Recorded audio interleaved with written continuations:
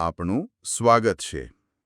આજે આપણી ચર્ચાનો વિષય એવો છે જે મને લાગે છે સદીઓથી લોકોને ડરાવતો પણ રહ્યો છે અને આકર્ષતો પણ રહ્યો છે।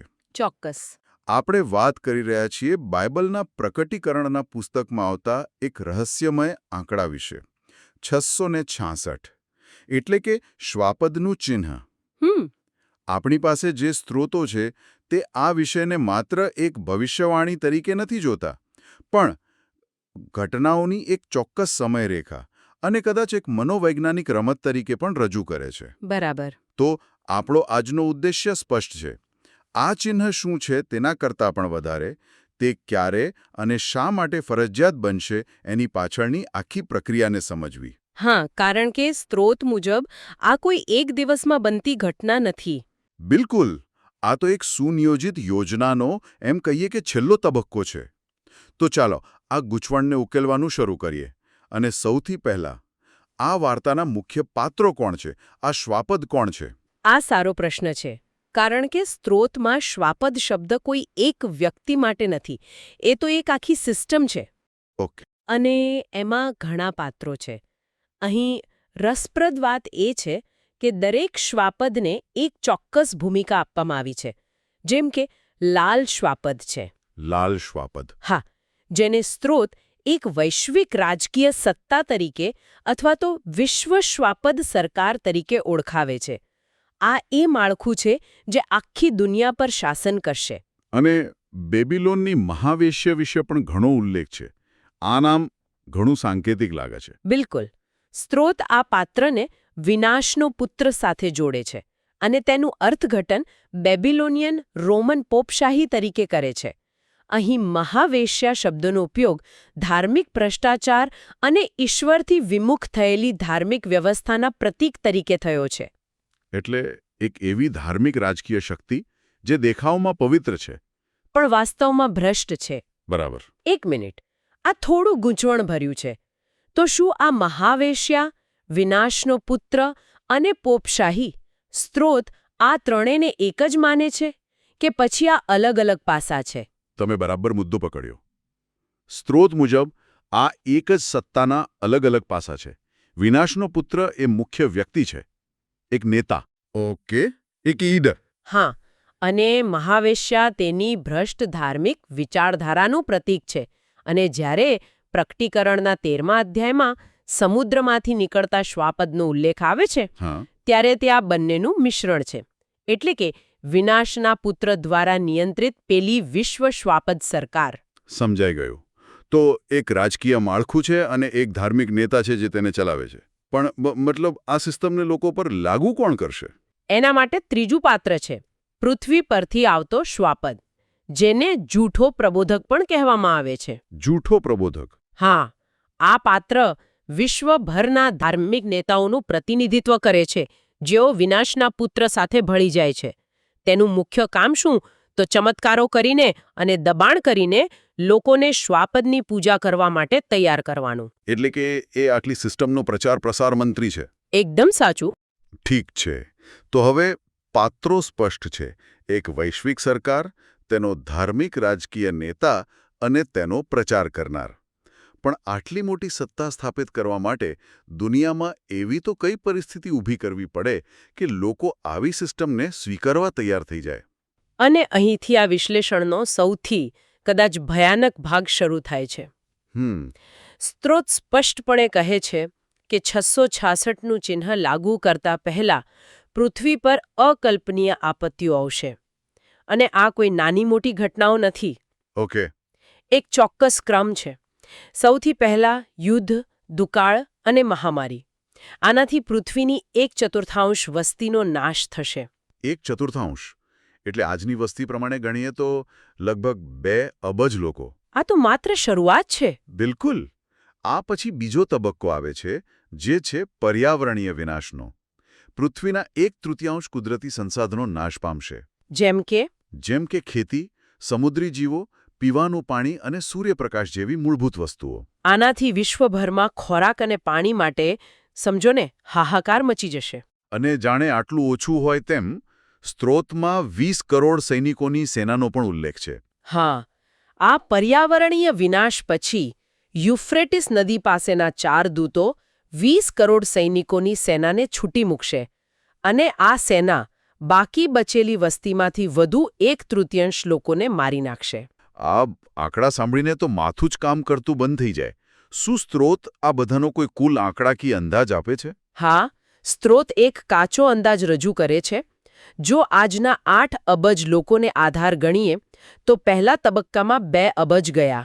બરાબર. પછી બાકી બચ્યા 6 અબજ, એમાંથી બીજા તબક્કામાં બીજા 2 અબજ અને આ બધાની સંયુક્ત અસરો ગણીએ તો મૃત્યુઆંક 5 અબજને પણ પાર કરી શકે છે. લગભગ 5.3 અબજ લોકો. 5.3 અબજ. આ આંકડો એટલો મોટો છે કે તેની કલ્પના કરવી પણ મુશ્કેલ છે. મતલબ દુનિયાની મોટાભાગની વસ્તી ખતમ થઈ જાય. તે સમયની માનસિકતા કેવી હશે? ચારે બાજુ ભય, અરાજકતા, અસુરક્ષા. અને અહીં જ આખી મનોવૈજ્ઞાનિક રમત દેખાય છે. સ્ત્રોત મુજબ આ વિનાશ આકસ્મિક નથી, પણ શ્વાપદ દ્વારા જ સર્જાયેલી પરિસ્થિતિ છે. તે પહેલા સમસ્યા ઊભી કરે છે, અરાજકતાને ભય, અને પછી તે જ સમસ્યાના ઉકેલ તરીકે એક મજબૂત નેતા તરીકે પોતાની જાતને રજૂ કરે છે. એટલે બચી ગયેલા લોકો શાંતિ, સુરક્ષા અને ભોજન માટે કોઈ પણ કિંમત ચૂકવવા તૈયાર હશે. બરાબર. આ ભય પર આધારિત નિયંત્રણનો ઉત્તમ નમૂનો છે. આટલા મોટા વિનાશ પછી તો સમાજનું માળખું જ તૂટી જાય. લોકો કોઈ પણ કિંમતે સ્થિરતા અને સુરક્ષા શોધશે અને મને લાગે છે કે અહીં જ શ્વાપદ માટે સત્તામાં આવવાનો રસ્તો ખુલે છે, ખરું ને? એકદમ. અને અહીંથી સ્ત્રોત 42 મહિનાના એક ચોક્કસ સમયગાળા પર ધ્યાન કેન્દ્રિત કરે છે. 42 મહિના? હા, જેને અંતિમ સપ્તાહનો પ્રથમ અર્ધ તરીકે વર્ણવવામાં આવ્યો છે. આ સમય દરમિયાન વિનાશનો પુત્ર વિશ્વ સરકાર પર સંપૂર્ણ નિયંત્રણ મેળવી લે છે અને તેનું સૌથી મોટું પગલું હશે વિશ્વના પાણી અને ખોરાકના પુરવઠા પર કબજો જમાવવાનું. એટલે કે જેની પાસે અનાજ અને પાણી, એની પાસે દુનિયા. અને આ નિયંત્રણને લાગુ કરવા માટે જ 666ના ચિહ્નની જરૂર પડશે. આ તો એક આર્થિક હથિયાર છે. તમે બરાબર સમજ્યા. જૂઠો પ્રબોધક લોકોને શ્વાપદ એટલે કે વિનાશનો પુત્ર અને તેની બનાવેલી મૂર્તિની પૂજા કરવા દબાણ કરશે. પણ આ માત્ર ધાર્મિક માંગણી નથી. તો પછી શું છે?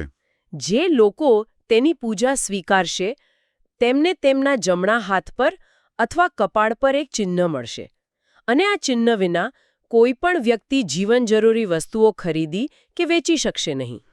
મને સ્ત્રોતમાં એક વાત બહુ રસપ્રદ લાગી કે આ ચિહ્ન ફક્ત 42 મહિના માટે જ ફરજિયાત છે. આટલા ટૂંકા ગાળા માટે આટલી મોટી સિસ્ટમ ઊભી કરવાનો શું અર્થ હોઈ શકે? આ ખૂબ જ મહત્વનો મુદ્દો છે. આ 42 મહિના એક પરીક્ષાનો સમયગાળો છે. આનો હેતુ લાંબા ગાળાનું શાસન નથી, પણ એ નક્કી કરવાનું છે કે કોણ શ્વાપદની સત્તાને સંપૂર્ણપણે સ્વીકારે છે અને કોણ નથી કરતું. એટલે કે વફાદારીની પરીક્ષા. હા, લોકોએ ખોરાક અને પાણી જેવી મૂળભૂત જરૂરિયાતો માટે શ્વાપદની પૂજા કરવી પડશે. જેઓ ઇનકાર કરશે તેમને મારી નાખવામાં આવશે. આ ચિહ્નનો અંક 666 છે અને આ 42 મહિના વફાદારી સાબિત કરવાનો સમય છે. તો શું આનો અર્થ એ છે કે આ દબાણ સામે કોઈ અવાજ જ નહીં ઉઠાવે?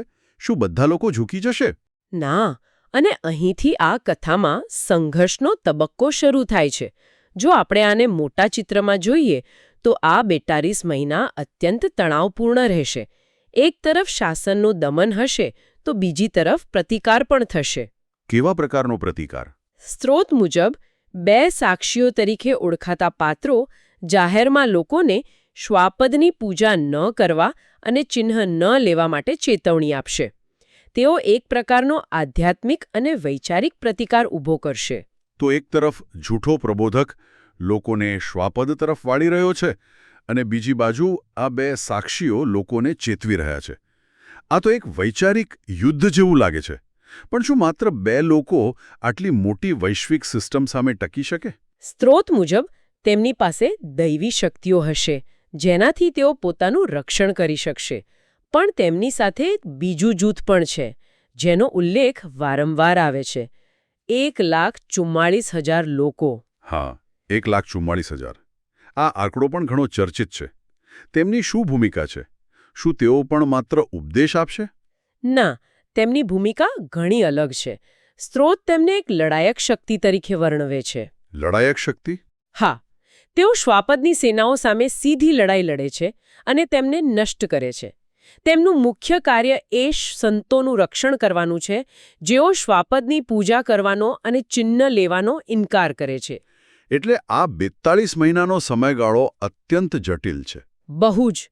એક જ સમયે શાસન દ્વારા હત્યાઓ થઈ રહી છે, લોકો ડરથી ધર્મત્યાગ કરી રહ્યા છે, તો બીજી બાજુ 2 સાક્ષીઓ ચેતવણી આપી રહ્યા છે અને 1,44,000 લોકો સશસ્ત્ર રક્ષણ અને યુદ્ધ કરી રહ્યા છે. તો 42 મહિના પૂરા થયા પછી શું થાય છે? આ સંઘર્ષનો અંત કેવી રીતે આવે છે? શું શ્વાપદ જીતે છે? ના, 42 મહિના પૂરા થયા પછી સ્ત્રોત 7 વિપત્તિઓનો ઉલ્લેખ કરે છે, જે સીધી એ લોકો પર આવે છે જેમણે શ્વાપદનું ચિહ્ન લીધું હોય છે. ઓકે. આનાથી પૃથ્વી પર વધુ વિનાશ થાય છે અને આ પછી સત્તાના સમીકરણમાં એક એવો વળાંક આવે છે જેની કોઈએ કલ્પના પણ ન કરી હોય. એ વળાંક શું છે? વિશ્વ શ્વાપદ સરકાર એટલે કે પેલો લાલ શ્વાપદ હા. પોતે જ પોતાના નેતા વિનાશના પુત્ર એટલે કે બેબીલોનની મહાવેશ્યાની વિરુદ્ધ થઈ જાય છે અને તેને મારી નાખે છે. શું? આ તો અકલ્પનીય છે. પણ આ વાત ગળે નથી ઉતરતી. જે વિશ્વ સરકાર આટલા મહિનાઓ સુધી તેની પૂજા કરાવી રહી હતી, તે અચાનક તેની વિરુદ્ધ કેમ થઈ જાય? શું સ્ત્રોત આનું કોઈ કારણ આપે છે? સ્ત્રોત સૂચવે છે કે આ શક્તિઓ વચ્ચેનો સ્વાર્થી સંબંધ તૂટી જાય છે. પેલી વિશ્વ સરકારના જે 10 રાજાઓ છે, તેઓ પોતે જ સંપૂર્ણ સત્તા ઈચ્છે છે અને તેઓ મહાવેશ્યાની ધાર્મિક સત્તાથી છુટકારો મેળવવા માંગે છે. એટલે કે સત્તાની લાલચ.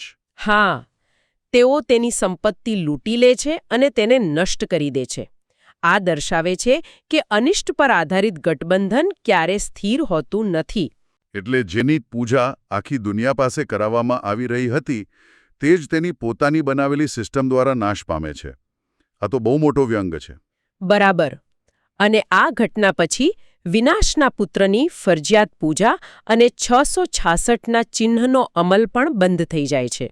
અને જે લોકોએ ચિહ્નનો ઇનકાર કર્યો હતો તેમનું શું? સ્ત્રોત એવો સંકેત આપે છે કે આ સમય સુધીમાં જે શહીદ થયા હતા તેમને ઈસુ દ્વારા ઉઠાવી લેવામાં આવે છે અને પૃથ્વી પર ફક્ત તે જ લોકો બચે છે જેમણે શ્વાપદનું ચિહ્ન સ્વીકાર્યું હતું, જેઓ હવે આવનારી અંતિમ વિપત્તિઓનો સામનો કરશે. તો ચાલો આજના ઊંડાણપૂર્વકના વિશ્લેષણનો સારાંશ કાઢીએ. આ સ્ત્રોતોના અર્થઘટન મુજબ 666નું ચિહ્ન કોઈ રહસ્યમય ટેટુ કે ચિપ નથી જે અચાનક આવી જશે.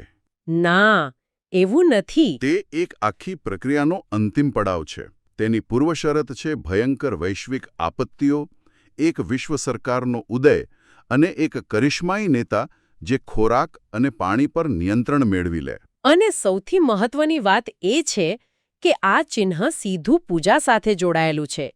તે આર્થિક રીતે ટકી રહેવા માટે વિનાશના પુત્રની સત્તાને સ્વીકારવાનું ભૌતિક પ્રમાણ છે. આ વિશ્લેષણ ભારપૂર્વક કહે છે કે જ્યાં સુધી શ્વાપદ સત્તા પર ન હોય અને જાહેરમાં પોતાની પૂજાની માંગ ન કરે, ત્યાં સુધી આ ચિહ્નનું કોઈ અસ્તિત્વ નથી. કોઈ શાસક વિના, કોઈ ફરજિયાત પૂજા વિના કોઈ ચિહ્ન હોઈ શકે નહીં. આજના વિશ્લેષણ પછી એક વિચારવા જેવો પ્રશ્ન મનમાં ઊભો થાય છે. આપણે હંમેશા એ ચર્ચા કરીએ છીએ કે ચિહ્ન શું હશે? શું તે RFID ચિપ હશે, ડિજિટલ આઈડી હશે કે બીજું કંઈક? પણ આ સ્ત્રોત મુજબ એ પ્રશ્ન ગૌણ છે. સાચી વાત છે. સાચો અને વધુ અઘરો પ્રશ્ન તો એ છે કે જ્યારે વૈશ્વિક સંકટ આવે અને અસ્તિત્વ ટકાવી રાખવાનો સવાલ હોય, ત્યારે વ્યક્તિ પોતાની માન્યતાઓ અને ટકી રહેવાની જરૂરિયાત વચ્ચેની રેખા ક્યાં દોરે છે? સ્ત્રોત સૂચવે છે કે અંતિમ પરીક્ષા કોઈ ટેકનોલોજીનો વિરોધ કરવાની નથી, પરંતુ એ ઓળખવાની છે કે આપણને જે ઉકેલ ઓફર કરવામાં આવી રહ્યો છે તે ખરેખર સમસ્યાનો જ એક ભાગ તો નથી ને? પોતાના ઉદ્ધારક અને પોતાના દુઃખના રચયિતા વચ્ચેનો ભેદ પારખવો એ જ કદાચ સૌથી મોટો પડકાર છે.